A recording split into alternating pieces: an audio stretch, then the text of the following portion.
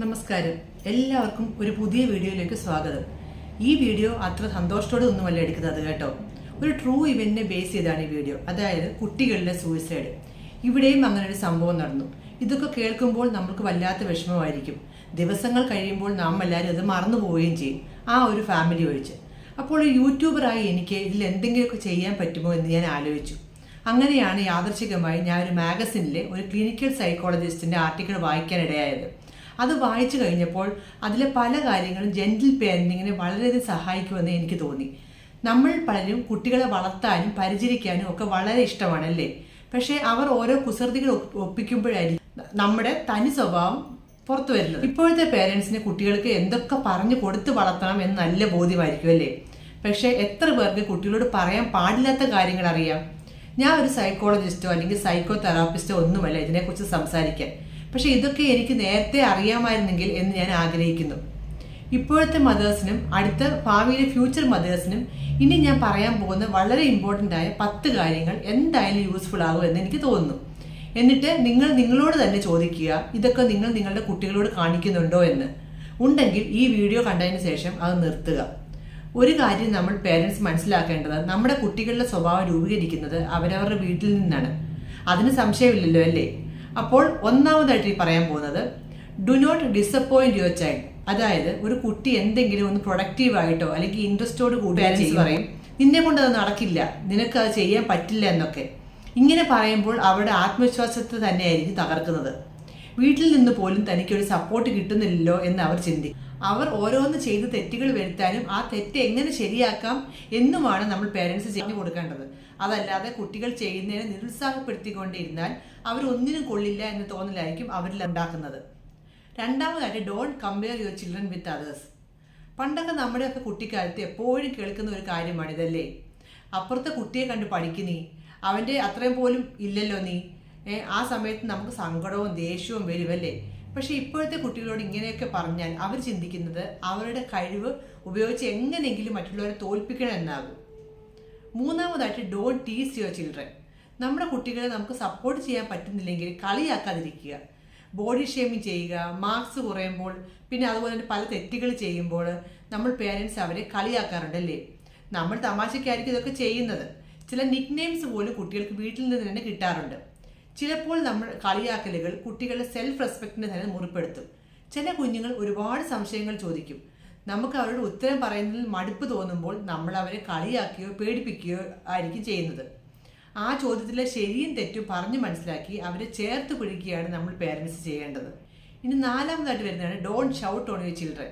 കുട്ടികളോട് തെറ്റുകളോ അബദ്ധങ്ങളോ ചെയ്താൽ അവരോട് അലറി വിളിച്ച് വഴക്ക് പറയാതിരിക്കുക. നമ്മൾ തിരുത്തുന്നത്, നോ പറയുന്നതും കുട്ടികളെ പറഞ്ഞ് മനസ്സിലാക്കിക്കൊണ്ട് ശാന്തതയോടെ ആകണം. അല്ലാതെ അലറി വിളിച്ച് പറയുന്നതും അവരുടെ മനസ്സിൽ അത് എപ്പോഴും ഒരു ഭയമായിരിക്കും കിടക്കുന്നത്. അഞ്ചാമത്, ഡോണ്ട് കേഴ്സ് യുവർ ചിൽഡ്രൻ. കുട്ടികൾ ഓരോ തെറ്റുകൾ ചെയ്യുമ്പോൾ നമ്മൾ അവരെ വഴക്കു പറയുകയോ പറഞ്ഞ് മനസ്സിലാക്കുകയോ ചെയ്യാം.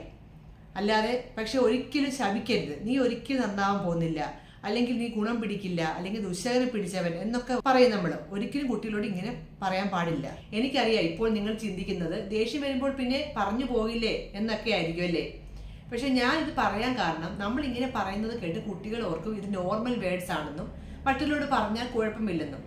അങ്ങനെ അവർ മറ്റുള്ളവരോട് പറയുമ്പോൾ അവർ ആ കുട്ടിയെ മോശമായി കാണും. പിന്നെ അത് ഈ കുട്ടിയുടെ മനസ്സിനെയും ഇമോഷൻസിനെയും ബാധിക്കും. അഞ്ചാമതായിട്ട്, no quarrels or gossips in front of children. Parents തമ്മിലുള്ള വഴക്കും ഗോസിപ്പ് പറച്ചിലും കുട്ടികളുടെ മാനസിക വികാസത്തെ മോശമായി ബാധിക്കും. ശാരീരികമായോ മാനസികമായോ അക്രമങ്ങൾക്ക് സാക്ഷിയാകുന്ന കുട്ടികളിൽ അക്രമ സ്വഭാവം വളരെ ഇടയുണ്ട്. പ്രശ്നങ്ങൾ പോസിറ്റീവായി നേരിടാനാണ് പേരൻസ് പഠിപ്പിക്കേണ്ടത്. രണ്ടുപേർ തമ്മിലുള്ള പ്രശ്നത്തെ എങ്ങനെ സമാധാനപരമായി പരിഹരിക്കാം, എങ്ങനെ പരസ്പരം തുറന്ന് സംസാരിക്കാം, ഇതൊക്കെയാണ് പേരൻസ് മാതൃകയാവേണ്ടത്. ഏഴാമതായിട്ട്, നോ ഇൻഇക്വാലിറ്റീസ് ഓർ ഡിഫറൻസ്. നീ ഒരു ഗേൾ ആണ്, നീ ഒരു ബോയ് ആണ് എന്ന രീതിയിലുള്ള സംസാരം കുട്ടികളോട് പാടില്ല. ഇങ്ങനെ പറഞ്ഞുകൊണ്ടിരിക്കുമ്പോൾ ഈ ആൺ പെൺ വ്യത്യാസം അവരുടെ മനസ്സിൽ ബലപ്പെട്ടുകൊണ്ടിരിക്കും. അത് വെച്ചായിരിക്കും പിന്നീട് അവർ മുന്നോട്ട് ജീവിക്കുന്നത്. എട്ടാമതായിട്ട്, no physical or mental torture. ഒരു തെറ്റ് ചെയ്താൽ കുട്ടികളെ മാനസികമായും ശാരീരികമായും പീഡിപ്പിക്കുന്നത് ഒന്നിനും നല്ലതല്ല. തെറ്റുകളെ ബോധ്യപ്പെടുത്തി അത് ആവർത്തിക്കാതിരിക്കാനുള്ള മാർഗങ്ങൾ സ്വീകരിക്കുകയാണ് പേരൻസ് പറഞ്ഞു കൊടുക്കുന്നത്. ഒമ്പതാമതായിട്ട്, don't train them to say lies. തമാശയ്ക്കാണെങ്കിലും അവരെ സന്തോഷിപ്പിക്കാനാണെങ്കിലും പേരൻസ് കള്ളം പറയരുത്. പലപ്പോഴും പേരൻസിന് രക്ഷപ്പെടാനായിട്ട് കുട്ടികളെ കൊണ്ട് കള്ളം പറയിക്കാറുണ്ട്. ഇങ്ങനെ ചെയ്യിക്കുമ്പോൾ കുട്ടികൾ വിചാരിക്കും അവർക്ക് രക്ഷപ്പെടണമെങ്കിൽ കള്ളമൊക്കെ പറയാമെന്ന്. അതുപോലെ തന്നെ ചില സമയത്ത് രക്ഷപ്പെടാൻ വേണ്ടി പേരൻസ് കുട്ടികൾക്ക് മോഹന വാഗ്ദാനങ്ങളൊക്കെ കൊടുക്കും. അത് ചിലപ്പോൾ നമ്മളെ കൊണ്ട് ചെയ്തു കൊടുക്കാൻ പറ്റാത്ത കാര്യമായിരിക്കും. അങ്ങനെയുള്ള വാഗ്ദാനങ്ങൾ കുട്ടികളോട് പറയാതിരിക്കാൻ ശ്രമിക്കും. പകരം ചെയ്തു കൊടുക്കാൻ പറ്റുന്നതും അവർക്കും കൂടി സന്തോഷകരമാകുന്ന കാര്യങ്ങൾ പറഞ്ഞാൽ അവർക്ക് പേരൻസിനോട് വിശ്വാസവും താല്പര്യവും തോന്നും.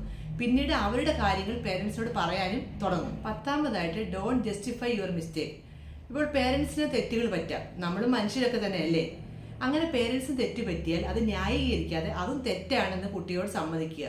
ഇത് കാണുന്ന കുട്ടികൾ അവർക്കും ഒരു തെറ്റ് പറ്റിയാലും അത് തെറ്റാണെന്ന് മനസ്സിലാക്കി അത് തിരുത്താൻ നോക്കും. അപ്പോൾ ഈ 10 കാര്യങ്ങൾ ഒരുപാട് ഉപകാരപ്പെടുമെന്ന് എനിക്ക് തോന്നുന്നു. അതുകൊണ്ടാണ് ഞാൻ ഈ വീഡിയോ ചെയ്തത് കേട്ടോ. കുട്ടികൾ നാളത്തെ നന്മയാണല്ലേ. അവർ നന്നായി വളർന്നാൽ അത് അവർക്ക് ചെല്ലുന്നിടത്തല്ല ഒരു പോസിറ്റീവ് എഫക്റ്റ് ആയിരിക്കും ഉണ്ടാക്കുക. അങ്ങനെ വരുമ്പോൾ ഈ കുട്ടിയെ അല്ലെങ്കിൽ ഇയാളുടെ ഇതൊക്കെ ആരാ പഠിപ്പിച്ചതെന്ന് ആളുകൾ ചോദിക്കും അല്ലേ. അപ്പോൾ നിങ്ങൾ ഗ്രേറ്റ് ആകും. ഇനിയെങ്കിലും കുട്ടികൾക്ക് സന്തോഷം നിറഞ്ഞ അന്തരീക്ഷം അവരുടെ വീട്ടിൽ തന്നെ കിട്ടട്ടെ. അങ്ങനെ അവർ ഈ ലോകത്തിൽ തന്നെ മാതൃകയായി വളരട്ടെ എന്ന് ഞാൻ ഹൃദയത്തിൽ നിന്ന് ആശംസിക്കുന്നു, പ്രാർത്ഥിക്കുന്നു. See you in next video. എൻ്റെ വീഡിയോ ആദ്യമായി കാണുന്നവരാണെങ്കിൽ നിങ്ങൾക്ക് ഇഷ്ടപ്പെട്ടെങ്കിൽ സബ്സ്ക്രൈബ് ചെയ്യുക, കൂടെ ബെൽ ഐക്കണും കൂടെ ക്ലിക്ക് ചെയ്യുക.